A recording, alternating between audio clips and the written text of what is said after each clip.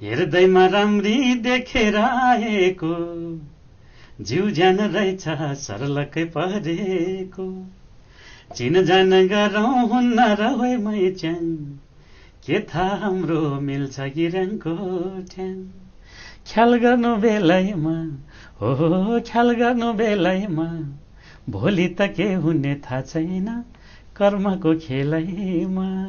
विश्वजी, हामी कार्यक्रमको अन्त्यतिर आइसकेका छौँ। नेपाल बाहिर बस्नुहुने तामाङ समुदायका व्यक्तिहरूले यो तामाङ सङ्गीतलाई कसरी लिइरहेको छ जस्तो लाग्छ? उहाँहरूले सधैँ सल्लाह दिनुहुन्छ, आफ्नो मौलिकता नछोड्नुहोस्, हाम्रो इतिहासलाई होइन अझै माथि उठाउने कामहरू गर्नुहोस् भन्ने प्रेरणा दिनुहुन्छ, सरसल्लाह दिनुहुन्छ। त्यसैले म एउटा तामाङ परिवेशको गीतहरू सधैँ गरिरहेको हुन्छु र ताकि संसारभरिको तामाङहरूलाई एउटा एकताको गीत पनि मैले बनाएको छु होइन।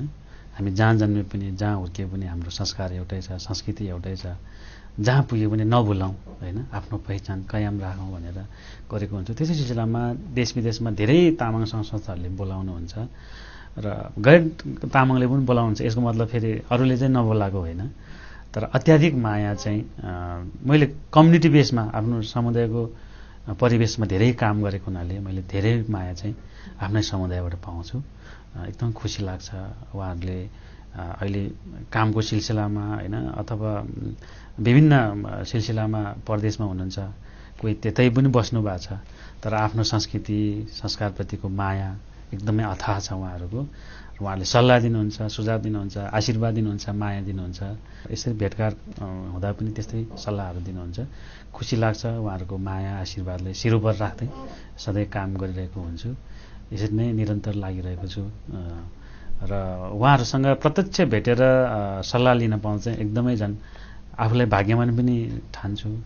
मेरो एउटा अहोभाग्य होइन, परदेशमा पनि यस्तो सल्लाह लिन पायो, भेट्न पायो भन्ने हुन्छ, एकदम खुसी लाग्छ। नेपाली सङ्गीत प्रेमीहरूलाई अन्तिममा के सन्देश दिन चाहनुहुन्छ? सम्पूर्ण नेपाली सङ्गीतलाई माया गर्नुहुने दर्शक श्रोता सबैलाई एकदमै हृदयदेखि मेरो फ्याफुल्ला नमस्ते, जोजलप्पा, जोर्ले, सेवारो, छ्याजालो।